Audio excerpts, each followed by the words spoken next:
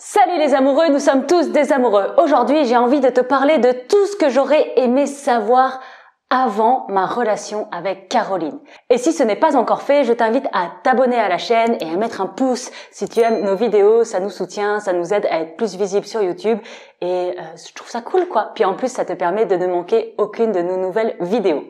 Au départ de notre relation, vraiment, ce que j'aurais aimé savoir, c'est rien. Rien. Heureusement que j'ai rien su en fait.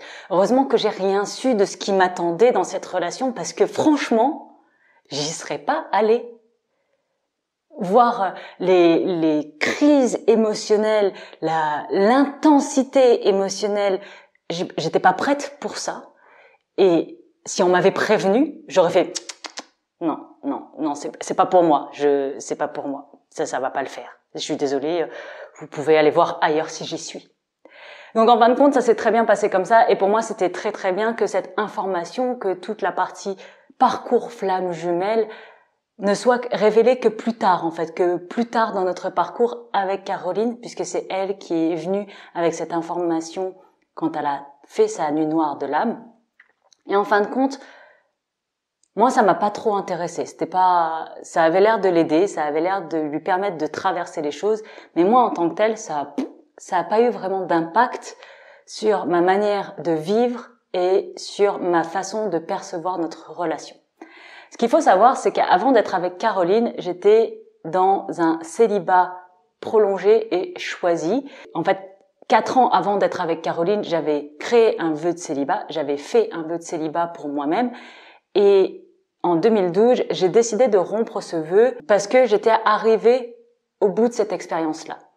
J'avais choisi d'être célibataire pour pouvoir me reconnecter à moi-même, pour pouvoir me libérer en fait du regard de l'autre, pour pouvoir me libérer de la dépendance à la relation, C'était une réalisation que j'avais eue en 2008 où au départ, moi je me croyais très indépendante, je me croyais complètement rebelle, indépendante, libre, ou en tout cas c'est ce pourquoi je me battais le plus. Et en 2008, je suis arrivée à la réalisation qu'en fin de compte, cette personne-là que je croyais être, je l'étais pas. Et donc, j'ai fait un vœu de célibat pour pouvoir prendre le temps de vraiment travailler sur moi, me reconnecter à moi et pouvoir vivre ma vie à moi.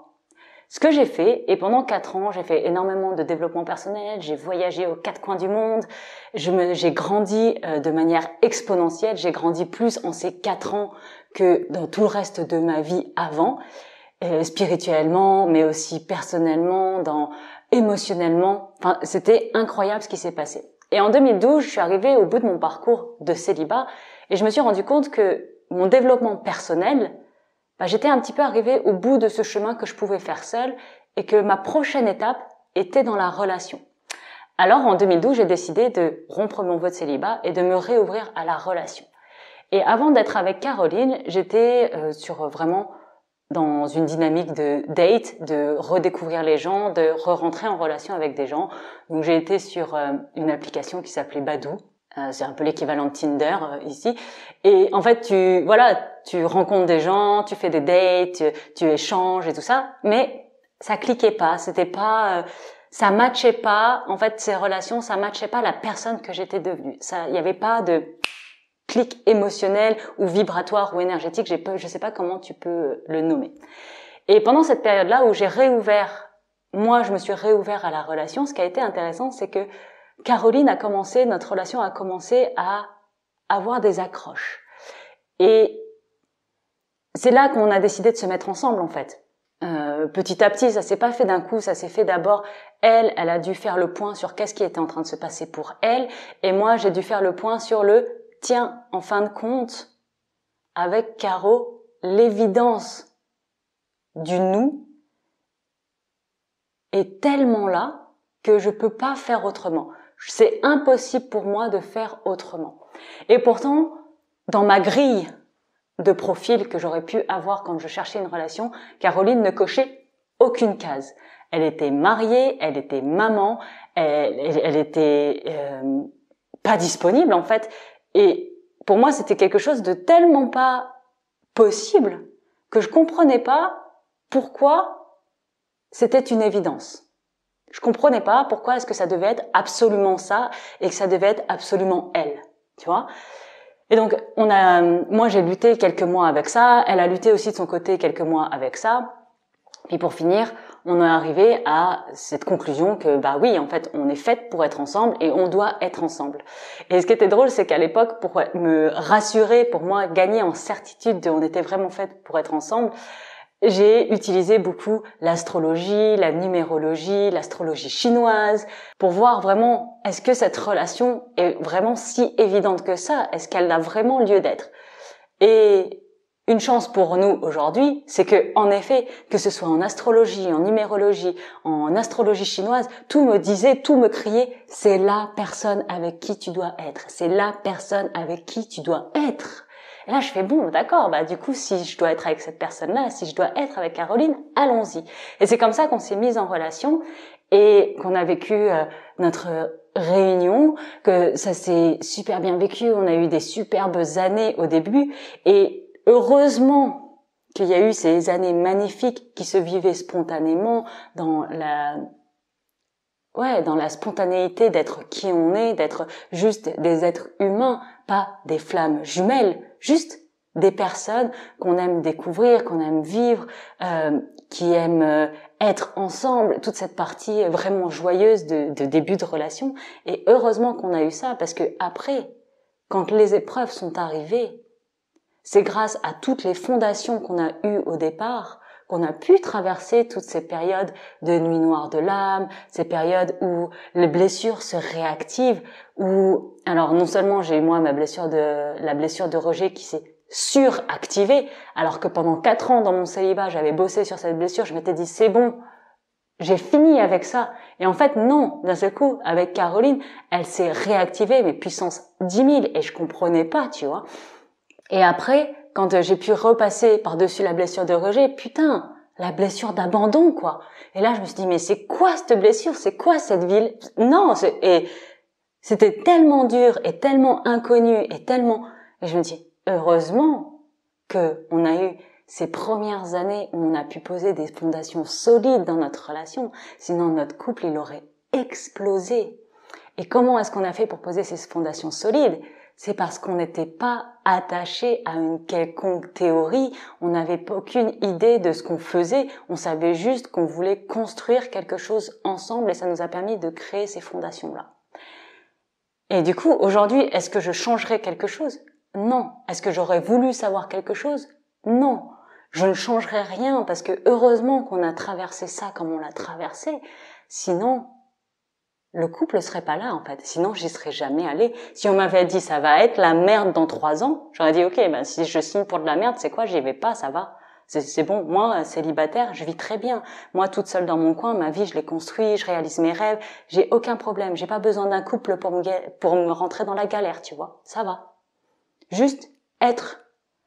Donc, en fin de compte, tant mieux que je savais pas. Heureusement qu'elle n'est pas arrivée au début de notre relation en me disant je suis ta flamme jumelle, on va avoir un parcours super spirituel et il va falloir traverser des épreuves pour aller trouver la complétude de nous-mêmes et tout. Et j'aurais fait mais meuf, juste non, ça va, merci, c'est bon. Non, ça va, je signe pas pour ça. Tu vois? Et en fait, c'était vraiment ça. Et ce que je voulais vraiment te partager aujourd'hui avec toi, c'est si t'es la flamme éveillée, si t'es la flamme qui a conscience d'eux, n'essaye pas de forcer cette conscience-là sur l'autre. Parce que c'est pas quelque chose que il est peut-être prêt à recevoir, il ou elle est peut-être prête à recevoir à cet instant-là, à cet instant T où toi tu t'es éveillé. Moi, quand Caroline, elle est arrivée avec la théorie des flammes jumelles, j'ai dit ouais, ok. T'es contente avec ça? Ouais. Ok, bon, bah, voilà. Et c'était tout. Ça a pas changé, ça a pas révolutionné ma vie comme ça l'a fait pour elle. On n'a pas du tout vécu cet éveil-là de la même manière, en fait. Et elle pouvait pas le forcer sur moi, tu vois.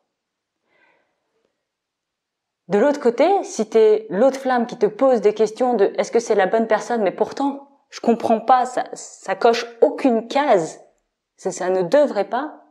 Moi, j'ai juste envie de te dire, mais te prends pas la tête, en fait. Vis ce qu'il y a à vivre, vis dans l'instant présent, vis cette relation, apprends à aimer l'autre, apprends à la découvrir, apprends à savoir quel humain c'est. qui c'est? Qu'est-ce qu'on peut construire ensemble? Qu'est-ce qu'on peut vivre ensemble? Où est-ce qu'on peut aller ensemble? Et c'est tout.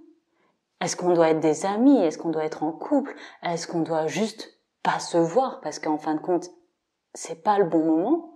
Mais de pas, en fait, rentrer dans un fantasme, mais de rester dans une réalité et de se dire, ok, je veux vivre cette relation, ou en tout cas, je veux découvrir cette relation là, ici et maintenant, dans la matière.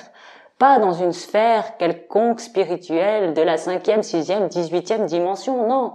Aujourd'hui, on est sur Terre, on est dans de la viande. Ok, qu'est-ce que je peux vivre avec mes émotions, avec mon corps, avec mon présent et ce que j'amène depuis mon passé et mes expériences. Et rien de plus, rien de moins. En fait, de juste vivre simplement ça. Voilà. C'était ce que j'avais envie de te partager aujourd'hui. Alors, si jamais tu te poses la question, moi je suis dans l'archétype, dans la magie des archétypes, je suis l'explorateur conscient. Donc c'est peut-être pour ça que j'ai cette vision-là de la vie et cette vision-là de la relation. Sûrement que si tu es un autre archétype, ça va changer un petit peu ta manière d'aborder la relation ou ce que tu aurais aimé voir et savoir à ce moment-là. Et je t'invite à faire le quiz, le lien est dans la description pour découvrir quel est ton archétype parce que tu vas découvrir par la même occasion qu'est-ce que tu as besoin et qu'est-ce que tu amènes dans une relation. Je t'embrasse fort et je te dis à la prochaine fois.